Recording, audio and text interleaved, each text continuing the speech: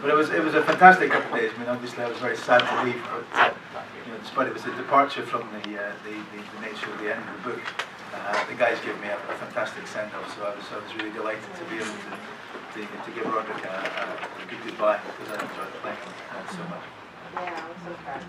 It was tragic, yeah. I mean, it was a great day, and the kids, Bran and Rick, Isaac and Art, I mean, they were just fantastic. We'd been great friends, all of us, over the preceding couple of years. And with the boys sitting there in the rain, and the rain was really tumbling down. It just was so cold. And whatever else it is, chainmail is not warm. Except in August. It's warm in Malta. And you do that Stark thing where you don't bend for anybody. So when you go to King's Landing, you wear your cloak and you wear your wolf and you wear your chainmail, and all of a sudden you lose a few pounds. But on the day, the boys were in, they were in floods of tears, because it was a big thing for them, because we'd been friends for a long time, and the way kids are, they were thinking, we'll never actually see you again. I said, we'll see each other in the bar tonight. It's good. They let the kids into the bar? Yeah. We're very, very. Did you have to learn any fighting or any special stuff about the armor? Any skills? Yeah, certainly for my first 3 days on the show were the ambush on the road to the Erie. So I mean, it was we'd done a lot of work on that, obviously, because we had Braun and myself fighting at either ends of our little caravan, as it were. So we did a lot of work on that with the stunt guys to begin with, and with Buster, who was the sword master on the first series. I'd done a little bit of work on that kind of thing in the past, for stage things and some Shakespearean stuff, but obviously it's not on anything like the same scale. I mean, you don't have 20 sort of super fit, half-crazed Hungarians charging. I cannot thank those guys enough. I mean, they were so well trained. And in the middle, I killed, I think, in the actual sequence, I think I killed 20 guys. And they sort of run them at you all the time, and they obviously see this sort of mad dog fear in your eyes as you forget what you're meant to be doing, and this sort of Hungarian accent comes out. Go to your right now. Go right over. Right. Back for my face. And then if you really made a mess of things, you can just sort of feel this hand in your small of your back, sort of gently shoving you. So that was my big thing. And of course, you learn when you're training. You train in your sweats, in your training shoes. You train on a carpeted room, and then of course you end up in a place in Ireland where it's been raining for 4 days, and it's a slope like this, and because you're the old heavy guy, you draw the short straw and you're at the top of the hill, rather than the super fit young Braun who's at the bottom of the hill. There's no resentment about that. So yeah, that was the most stuff. Obviously in Series 2 there wasn't so much fighting from me. Yeah, they trained us really well. We were just asking everybody in the audience what their favorite scene is in all the shows. Do you happen to have one? Well, let me think. I mean, I love my dad's scene, obviously. I mean, it's a very sort of bittersweet thing for me, but I am fond of that. I loved after the battle at the end of Series 1 when Robin, when I was sitting waiting with Michelle, with Catelyn, when we were waiting for them to come back, and we didn't know what the outcome of the battle would be. And then you just saw the boys. It was a fabulous day. It had been really very cold in Ireland, unusually cold for that time of year. And the field was frozen. There was a little skimming of snow across the field. And the boys came out of the wood on the other side of the field, charging across it. And one of the great things was Richard, who plays Rob, had learned to ride really, really well, and was very committed to looking as much like a warrior king on his horse as he possibly could. And we did it once, and the sword master kind of sidled up, the horse master sidled up to him and said, we're going to have to do it again. And he just went, I said, it's your fault. And he looked absolutely crestfallen, and the guy smiled and said, they can't keep up with you. It was fantastic. Seeing it just in this big V, with the cloak streaming, and it was a beautiful day, bright blue sky. And it was perfect for the scene, because out of darkness came light, and it was, our expectations were completely fulfilled. It was wonderful. Anybody in the audience have anything you want to ask Mr. Donachie? I mean, Sir Roderick? Sir Roderick no more, I fear. Well, there's flashbacks, there's There's zombie Sir Roderick. It's good for me. I got zombie on the CV someplace. Did they let you keep the whiskers? I wish they had, yeah. Yeah. The whiskers again were such a great thing. I mean, obviously from the books we'd started off and we had the big sides, and to begin with we had them dangling free. But we found, very early on, for a fighting man particularly, that it was impossible. So Paul, the makeup designer, came up with the idea that we would plait them. And then after we'd done that, I mean, even, which is a fairly traditional thing, even after that we still found with the sword work it was a bit difficult. So then he came up with the idea of what's now Sir Roderick's trademark beard with the and I get people saying, "Hey, you're the guy with a weird beard."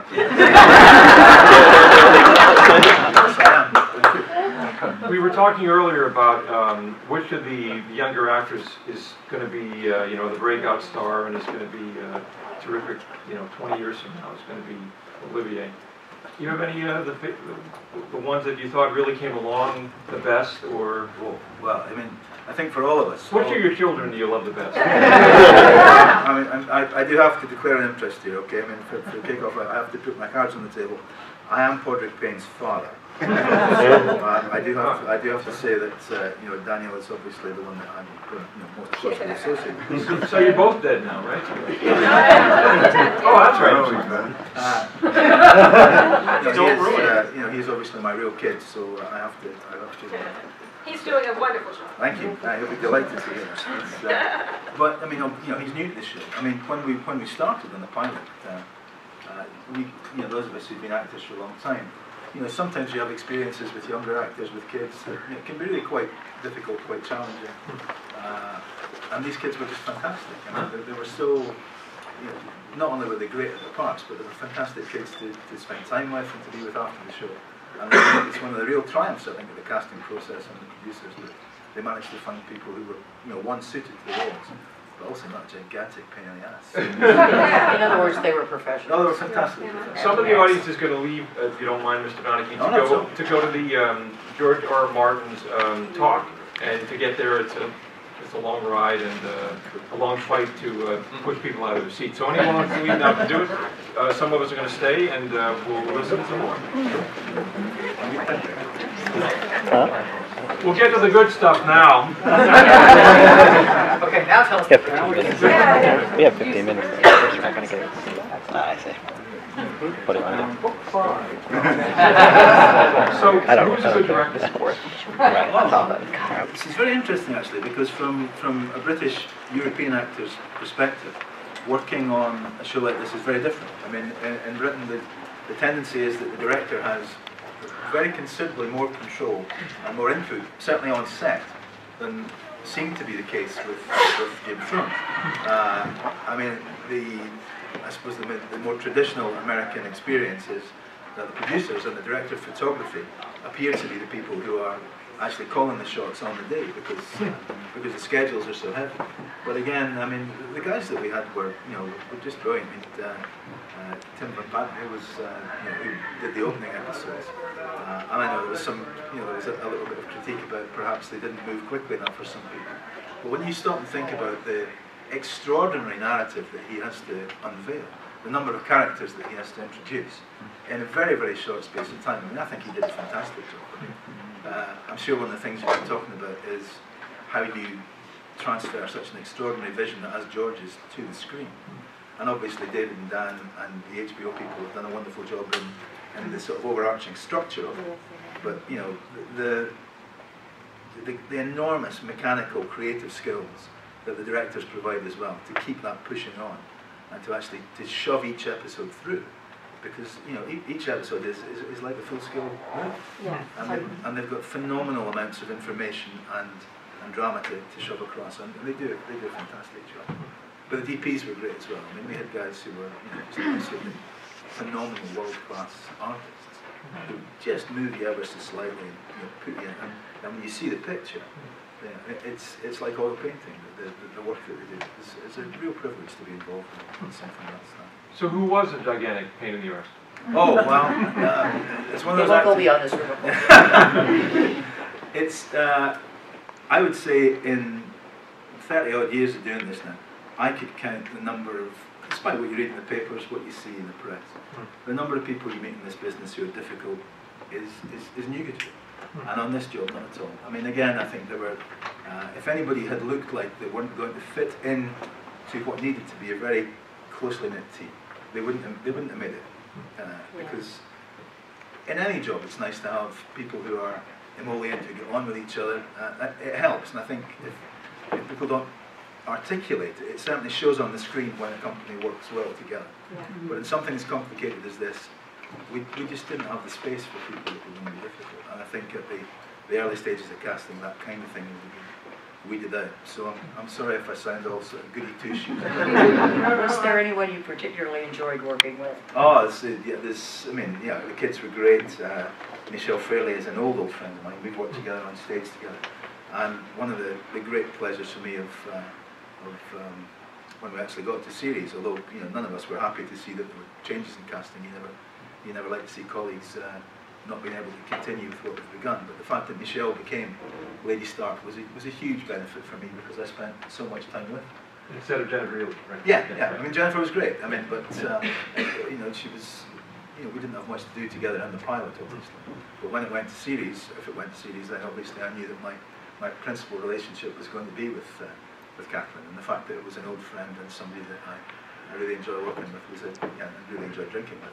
It was a great blend. I love working with Sean as well. I've worked with Sean before. He's fantastic.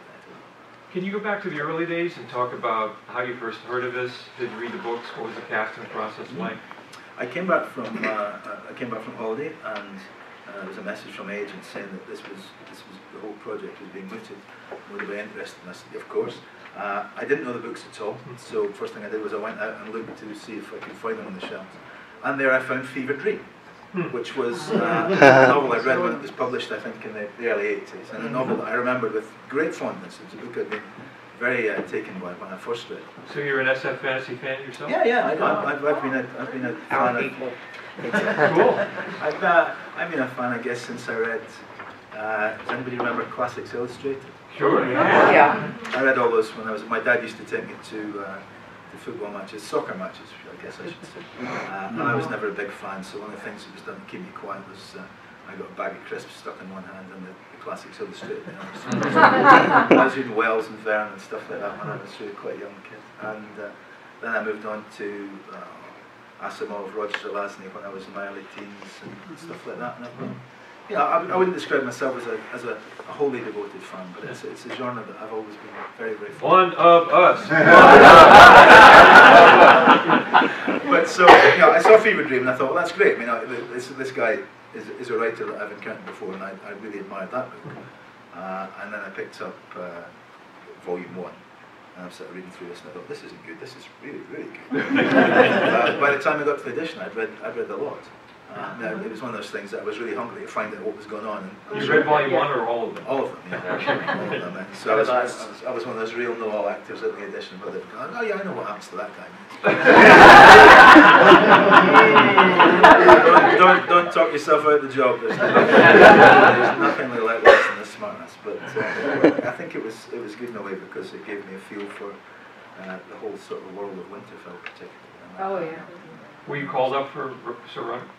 Yes, I was. It was called up for Sir Roderick, and it was one of those things again. You sort of walk in the door and you go, "I like this one. I'd really, really like this one." You go up for jobs. Actors like to work, obviously, but it's one of those things. You looked at it and just the scenes that you had to play.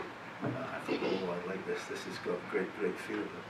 But the way casting works these days, you hardly ever meet people now. I mean, frequently I'd set my phone up on a tripod at home, and the first edition is just mechanical.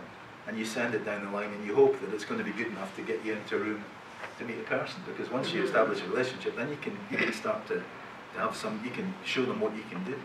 But we're all hostages to the iPhone these days.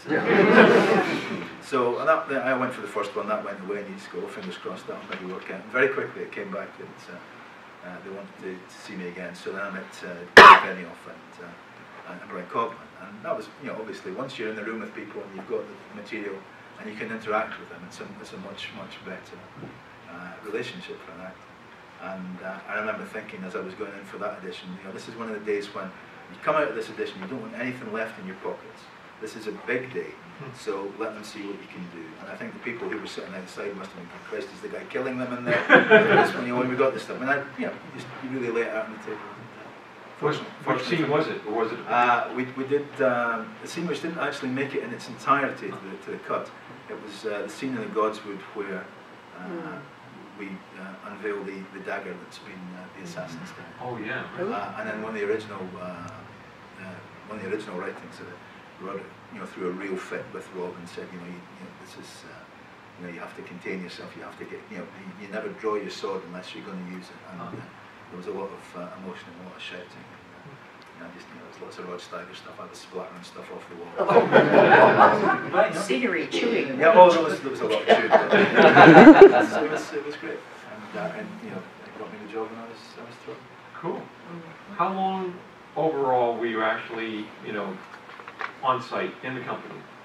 Oh, for the pilot, pilot's a great thing for companies because it's a single entity and it's a single cast, and so everybody is there all the time.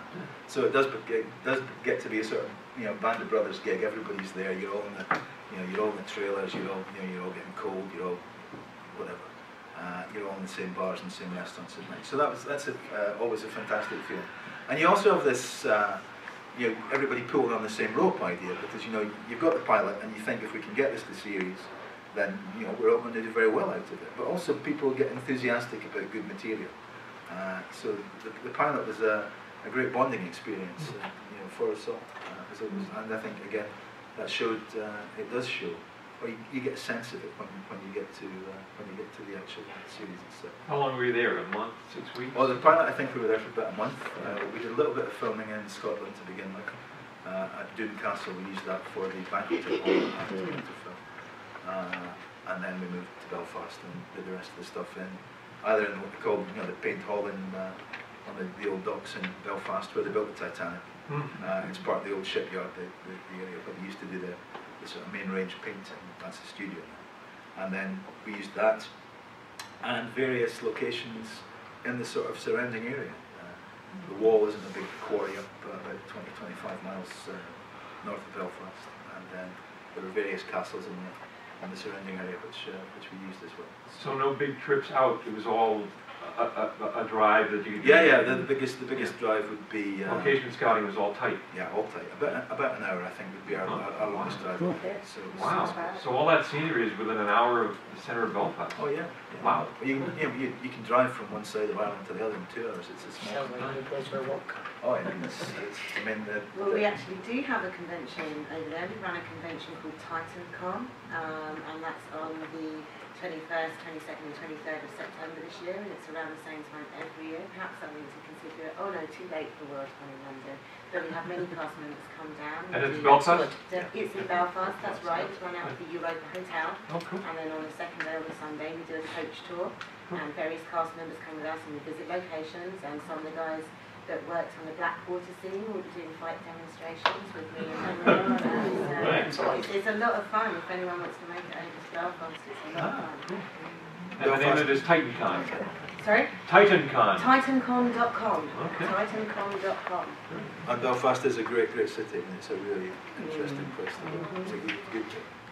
Any regrets about? I was going to ask, which other actors have you worked with over your career that ended up in the show with you? Well, besides Michelle? Michelle, obviously. Sean I'd worked with before. Mark Addy I'd worked with before. Jimmy Coe. Mark Addy, I'd seen him in a lot of British television playing these weak, fumbling, maybe neurotic characters, and he was He was extraordinary, wasn't he? Yeah, fantastic. And the wonderful thing about him was he gave you that sense of weakness, that sense of a man who was completely cowed by his circumstances, despite the fact he was a monarch. Yeah. But you also had the notion of this, the tragedy of him was this, you had the sense of a man who had been a great warrior, a man who people would have been only too happy to follow. A man that, Ned Stark would have been happy to follow, which is crucial, because a warrior like that isn't going to follow somebody that's not, every bit as committed to battle as he is. So I thought it was a fantastic performance. What a transformation. Yeah. I didn't know who it was at first. No, indeed. I knew Addy, Yeah. Right. The voice was what gave it away for me. So I interrupted you, other actors you worked with. Oh well, Sean I'd worked with, Mark, and Jimmy Cosmo I've worked with a lot. Jimmy, who plays the old bear. Oh. We're old friends. Josh from Walmart. Yeah. We're old friends and done a lot of stuff together. Boy, I'd hate to see you guys walking down the street. Not me, I want him at my back. The guy you really want to go back is McCann, of course, the Hound. He's the man. He's an extraordinary man. A huge physical presence. You sort of talk to him, you keep on. Well, there you go. Another beer? His voice comes down like Zeus from, oh, another beer. Yeah, Ron here thought it was one of his favorite actors. Yeah, I was very impressed with the work he did in the episode of Blackwater. You know, because, you know, with a half face, half made up, yet still so much of what was inside came out and made it onto the screen. Yeah, it's fantastic what he does, isn't it? But he's such a great character. And by the way, I'm just looking at your face, I'm thinking of it, the eyes slitted in anger and a little bit of fear, you know, in your gut scene. Just the way that you had all that emotion and a lot of fury, the resignation. I mean, this is what happens to a warrior at the end. Of course, you're not going to give them anything. No, I think Beautiful job. Oh, thank you very much. That's very kind of you. Thank you. I think for Roderick, the big thing is, you know, there's the whole business of the Warrior's Code, and you know, specifically the Stark Code as well, which is something I think we were all attracted to, because you know, there's a sense of honesty and decency there, which doesn't perhaps exhibit itself so much in the other great houses.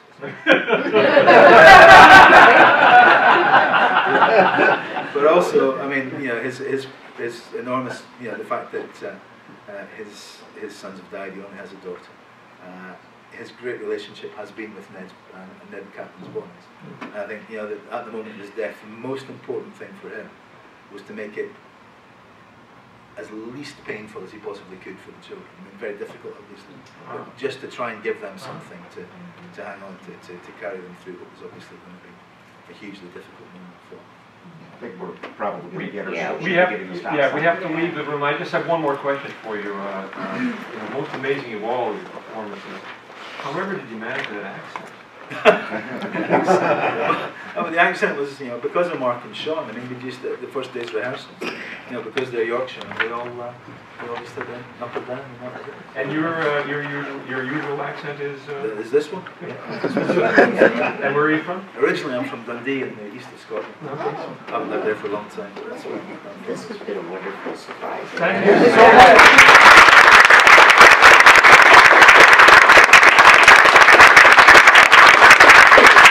Wow, what a